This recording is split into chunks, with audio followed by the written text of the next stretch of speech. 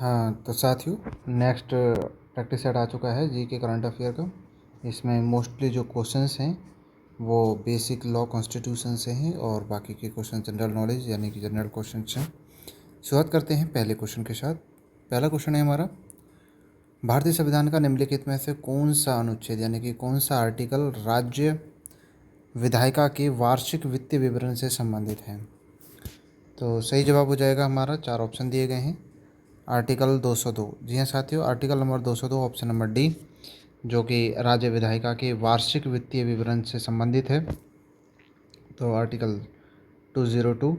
Next है, हमारे संविधान का कौन सा अनुच्छेद माल और सेवा कर परिषद से संबंधित है, यानी कि जीएसटी है ना, गुड्स एंड सर्विसेज टैक्स के बारे में बात की गई है, से संबंधित है। तो जैसा कि हमने पहले ही पढ़ा है और इसका सही जवाब हो जाएगा आर्टिकल 279।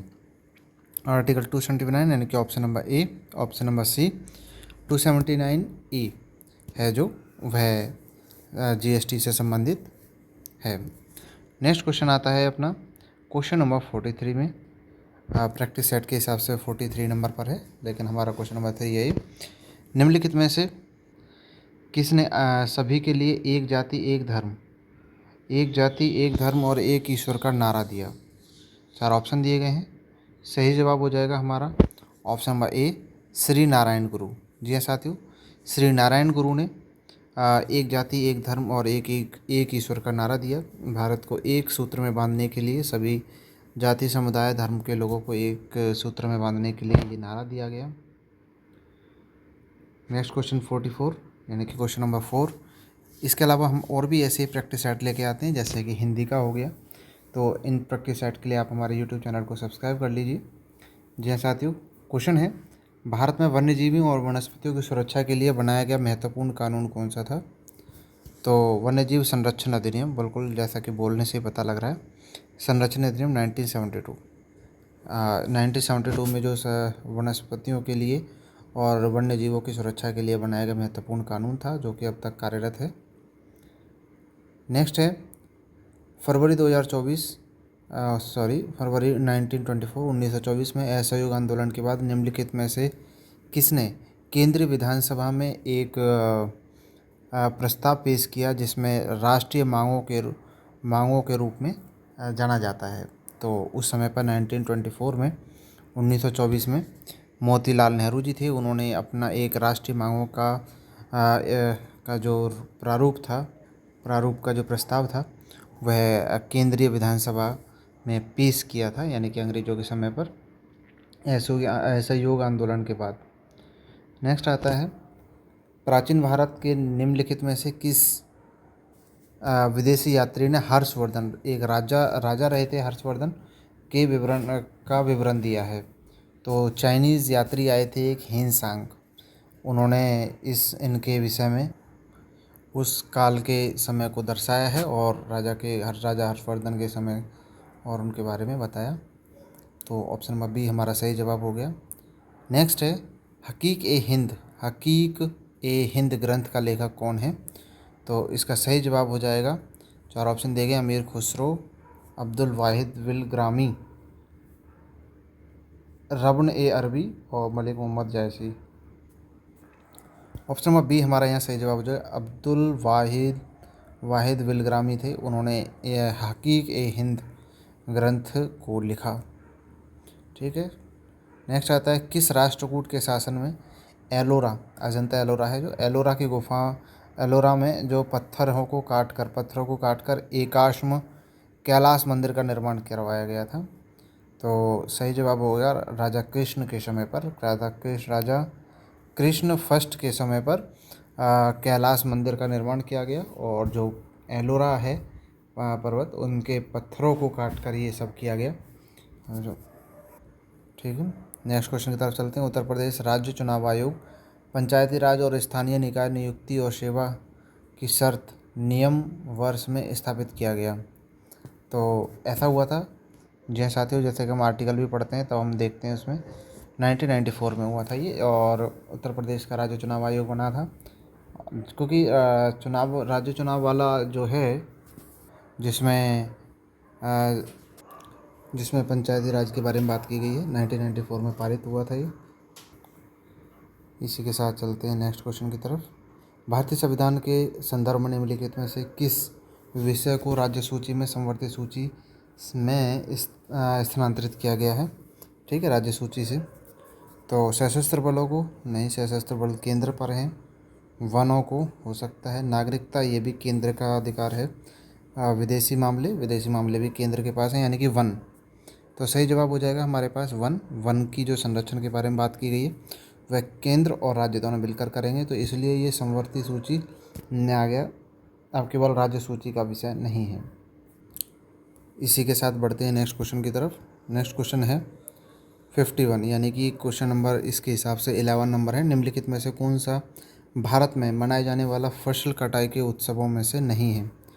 बैसाखी बिल्कुल है। लोहड़ी, हाँ ये भी हमने सुना है। दिवाली, अच्छा जी। ओणम, बाकी की इसमें सभी को देखने पर पता लग रहा है कि दीपावली के समय कोई फसल की कटाई नहीं होती है, तो ये हमारा सही जवाब हो जाएगा कि यह फसल कटाई का उत्सव नहीं है। बाकी इसके अलावा ओणम साउथ में मनाया जाता है, बैसाखी और लोहड़ी ये पंजाब में मनाई जाती है। वेट्टी कर, वेट्टी है ना, ध्यान देना है। वेट्टी, वेट्टी कर तमिलनाडु में शासन करने वाले चोलों के शिलालेखों में सबसे अधिक बार उल्लिखित कर है। यह कर डैश के रूप में लिया जाता था, काय के रूप में लिया जाता था। तो ये वेट्टी कर है जो ये जबरन मजदूरी से संबंधित था। ऑप्शन नंबर ए हमारा सही जवाब हो जाएगा। जबरन अगर कोई किसी से मजदूरी कराता है तो उससे ये वेट्टी नाम से कर वसूला जाता था, यानी कि उस समय पे भी बलात् श्रम को निषेध था। और आज हम भी इसी प्रक्रिया पर चल रहे हैं।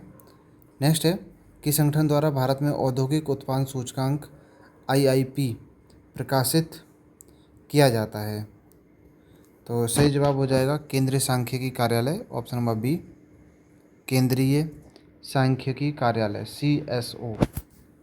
ठीक है, ऑप्शन नंबर बी हमारा सही जवाब हो जाएगा। 54 में है, सज़ा के निलंबन के समय न्यायालय को सामान्य कौन सा दृष्टिकोण अपनाना चाहिए? सज़ा के निलंबन के समय पर इसमें होगा उदार होना, सख्त होना, या फिर बी उदार विषय राहत ना मांगने के लिए असाधारण परिस्थितियों के अधीन होना चाहिए। ऑप्शन नंबर बी हमारा सही जवाब हो जाएगा। उदार होना चाहिए, विषय राहत ना मांगने के लिए असाधारण परिस्थितियों के अधीन होना चाहिए, इस तरह का होना चाहिए सज़ा के निलंबन के समय। ठीक है, नेक्स्ट है 55। निम्नलिखित में से कौन सा नृत्य विशेष रूप से कामड़ जनजाति की महिलाओं द्वारा किया जाता है? तो जो कामड़ जो है जनजाति, ये राजस्थान में पाई जाती है, और इस तरह से माना जाता है कि ये बहुत सारे गहने और इस तरह की सभी चीज़ें पहनकर, है ना, 13 ताली वाली। तो ऑप्शन नंबर ए हमारा सही जवाब हो जाएगा। 13 ताली नामक नृत्य करती हैं ये कामड़ जनजाति, जो राजस्थान में पाई जाती है। क्लियर हुआ, बहुत अच्छे।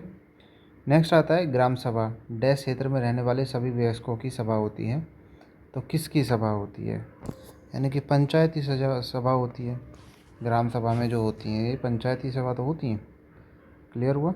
नेक्स्ट आता है, भारतीय संविधान का निम्नलिखित में से कौन सा अनुच्छेद पंचायतों के 29 कार्यात्मक मदों से संबंधित हैं? तो 4 ऑप्शन दिए गए हैं। इतना तो क्लियर हो गया कि 243 आर्टिकल है जो कि पंचायतों से संबंधित है, लेकिन बात की गई है कि 29 कार्यात्मक मदों से संबंधित है। तो ऑप्शन नंबर बी हमारा सही जवाब हो जाएगा, जी। ऑप्शन नंबर बी, यानी कि 243 जी में इस तरह की बातें कही गई हैं। और नेक्स्ट आता है, रिक्त स्थान के मामले में पहली बार सर्वोच्च न्यायालय द्वारा मूल संरचना के सिद्धांत को मान्यता दी गई। जो भारतीय संविधान की मूल संरचना है उसको मान्यता दी गई कि भाई इसके साथ कोई छेड़छाड़ ना की जाए। हालांकि ये पहले से ही था, लेकिन ये भी और ज़्यादा परिपक्व हुई, है ना। इसके अलावा और भी बस नियम लाए गए। इसमें ऑप्शन नंबर डी हमारा सही जवाब हो जाएगा। केशवानंद भारती बनाम केरल राज्य, बनाम केरल राज्य। नेक्स्ट आता है, भारतीय न्याय संहिता सन 2023 की धारा 117(4) में गंभीर चोट के लिए कितने वर्ष कठोर कारावास का प्रावधान किया गया है? तो गंभीर चोट के लिए धारा 117(4) बीएनएस की, ठीक है। तो इसमें 7 साल की सज़ा का कठोर कारावास का व्यवधान रखा गया है। ऑप्शन नंबर ए हमारा सही जवाब हो जाएगा। नेक्स्ट है, भारतीय संगीतकार उस्ताद अल्लाह रखा कुरैशी का संबंध किस वाद्य यंत्र से है? किस वाद्य यंत्र से है? तो सही जवाब हो जाएगा कि किस वाद्य यंत्र से संबंधित है। तो ऑप्शन नंबर बी, तबला से। जी हाँ साथियों, उस्ताद अल्लाह का रखा कुरैशी हैं जो, वो तबला से संबंधित वाद्य यंत्र है उनका। नेक्स्ट क्वेश्चन आता है, इंडो इस्लामिक वास्तुकला की दोहरे गुंबद वाली जो वाली विशेषता दिल्ली सल्तनत के किस वंश द्वारा शुरू की गई?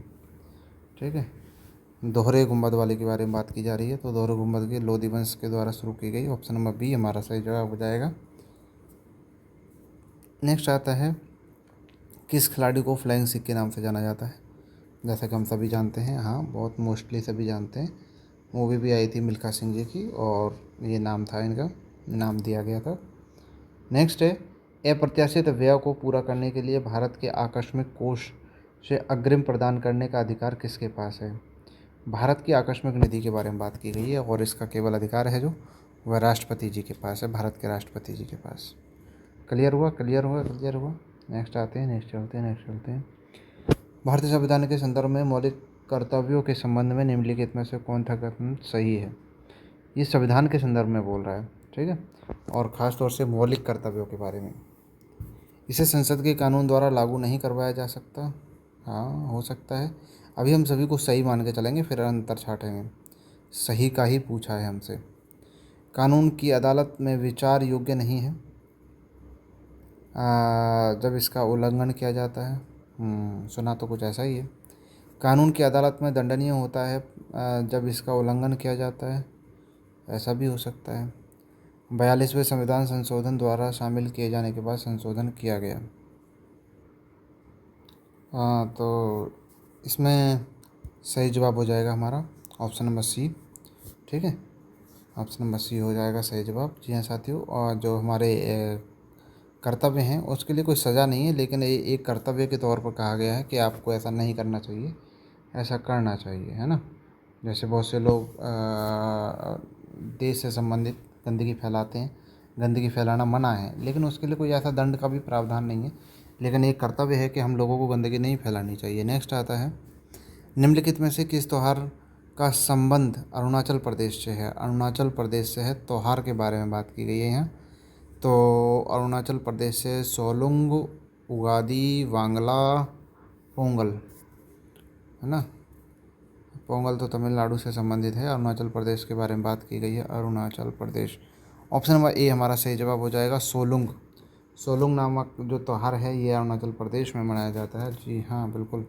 नेक्स्ट आता है, निम्नलिखित में से किस राज्य सरकार ने अप्रैल 2025 में भूमि रिकॉर्ड प्रबंधन के लिए भूभारती पोर्टल लॉन्च किया? यहाँ इसका सही जवाब हो जाएगा ऑप्शन नंबर बी, उड़ीसा। जी हाँ साथियों। नेक्स्ट आता है, किस प्रसिद्ध भारतीय संगीतकार का संबंध संतूर नामक वाद्य यंत्र से है? इसका तो अपन को भी क्लियर नहीं है रे। नेक्स्ट क्वेश्चन की तरफ चलते हैं।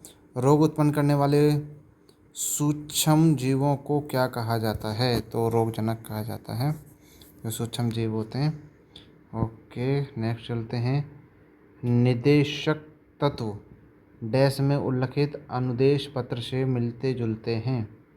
तो जो निदेशक तत्व हैं अनुदेश पत्र से मिलते जुलते हैं, यहाँ इसका सही जवाब हो जाएगा ऑप्शन नंबर सी। यह भारत सरकार अधिनियम सन 1935 में जो लाया गया था उससे मिलते जुलते हैं, है ना। तो ऑप्शन नंबर सी हमारा यहाँ सही जवाब हो जाएगा। नेक्स्ट क्वेश्चन आता है कि नीचे दिए गए विकल्पों में गलत विकल्प का चयन कीजिए। तो सही जवाब होगा हमारा सूची 1 और सूची 2 करके दिया गया, धारा और अपराध। और 93 में बच्चों का परित्याग एवं लोप। 94 में बच्चों के मृत शरीर का गुप्त निपटान कर उनकी सूचना छिपाना। 95 में बच्चों का शोषण। 96 में बच्चों के परित्याग। ऑप्शन नंबर डी हमारा यहाँ गलत जवाब हो जाएगा। ठीक है, ये गलत का ही पूछा है इसमें। ठीक है, नेक्स्ट चलते हैं। निम्नलिखित में से किस राज्य ने रेंडिया रेशम के लिए भौगोलिक सांकेतिक आईजी टैग हासिल किया है? इसका जवाब आपको कमेंट सेक्शन में लिख के भेजना होगा। मिलते हैं अगली वीडियो में, जब तक के लिए आप एक बार इन क्वेश्चंस पर नज़र मान लीजिए, क्योंकि कहीं जाना है तो शायद अभी रिकॉर्ड ना हो पाए। तो आप एक बार इन क्वेश्चंस को देखकर इनके कमेंट में आंसर लिख सकते हैं। बाकी के आपको नेक्स्ट वीडियो में सभी का आंसर मिल जाएगा। तब तक के लिए आप हमारे यूट्यूब चैनल को सब्सक्राइब कर लीजिए। नमस्कार साथियों।